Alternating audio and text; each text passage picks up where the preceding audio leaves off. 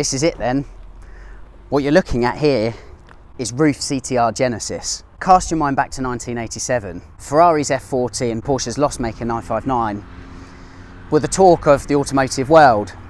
And then enter stage left this narrow-bodied, dainty, to all intents and purposes, Porsche 911 looking thing generated not only 470 horsepower, but tipped the scales at only 1,150 kilos. It's insatiably light.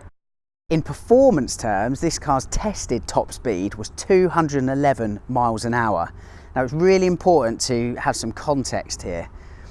The 2019 Porsche 911 GT2 RS has a top speed of 211 miles an hour. You need to go back 32 years before my time, this car could match that.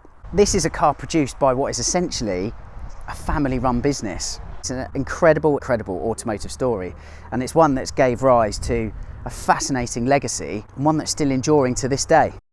And then, of course, in 2017, 30 years after this car, RUF announced the arrival of a new CTR, and we are going to find out exactly what that car is all about and see if it can match the hype and performance and legacy created by this, the original CTR.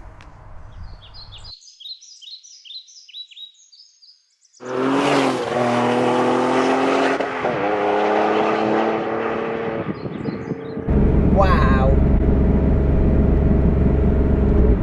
I actually have huge imposter syndrome being anywhere near this car, let alone at the wheel of it. The original car, as I said earlier in the video, is so damn iconic.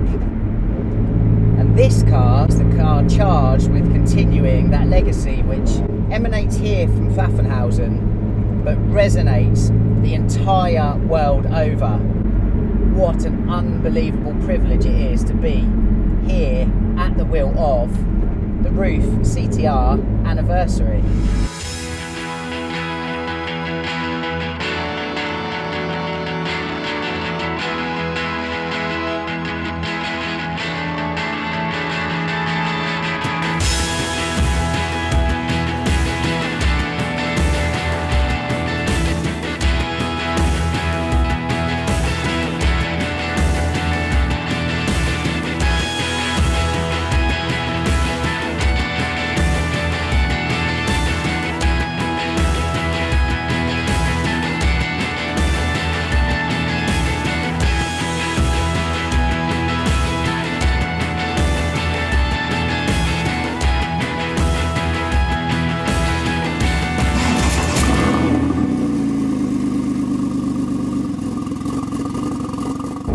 Start by saying this is a pre-production prototype, therefore there are key details on this car that will differ from those final production cars, and because it's a pre-production prototype, some of the facts and figures are only guesstimates at this stage. We are talking facts and figures such as a 360 kilometers an hour top speed, a 3.5 second 0 to 60 time, this in a manual rear-wheel drive car, don't forget, a curb weight of around about 1,250 kilos. 1,250 kilos, that's as light as a Renault Clio, and this is a car with 710 brake horsepower. Those then are facts and figures which begin to paint quite a vivid picture as to the level of engineering excellence that has gone into this car. The spec of this car is something else to absorb as well. We're talking carbon fibre monocoque, bespoke made. Chassis wise, push rod, double wishbone, all round. Engine, twin turbocharged flat six, as is the usual recipe for a CTR. Everything on this car is bespoke made, and that includes the gearbox. RUF entering into a partnership with ZF. Unlike the 7-speed manual in a modern Porsche, which is an overdrive gear, in the CTR it's usable. Top speed is achieved in 7th gear. Listen to it.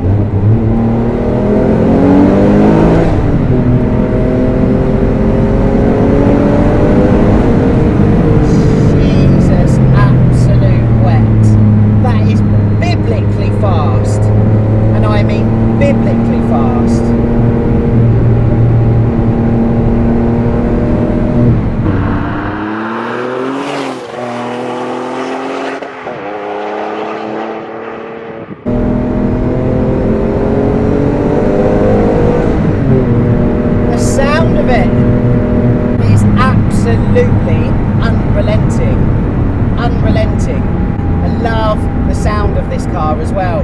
That whoosh and the hiss of those turbos behind, complemented by the undertone of that Metzger-like sound emanating from the CTR Anniversary's exhaust.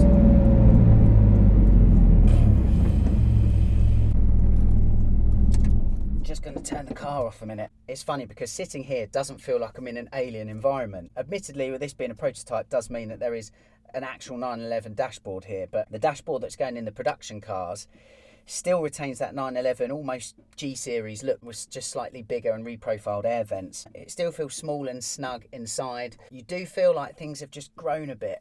I feel like I'm not as on top of the windscreen. I'm definitely sitting lower, and the car does feel wider, not only in terms of its body, but also its footprint as well. Then there are roof hallmarks, for example, the green dials, the integrated roll cage, the shifter, great height, precise throw, very short. Pedal placement as well is absolutely perfect. The 5 dials ahead of me, very traditionally laid out, pretty much the same as they always have been in a Porsche, except on the far right, the analog clock has been removed in favour of a boost gauge. But then interwoven within those 5 classic dials, you have digital screens now that give you additional information. It all fits into the anniversary car's mantra of being true to its heritage, but also a car for a different age, a car for now.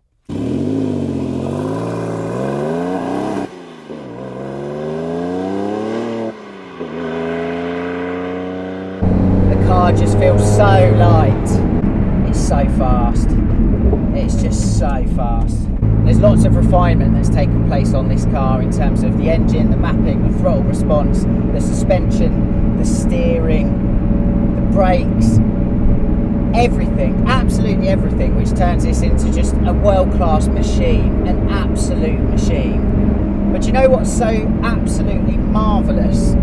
And there's on top of all of that, and this is a bespoke car, don't forget, handcrafted from the ground up, it still feels like I'm driving something that's got 911 in its DNA. This was a big gamble by Ruf. The family invested between 12 to 15 million euros into this project, but the result is spectacular.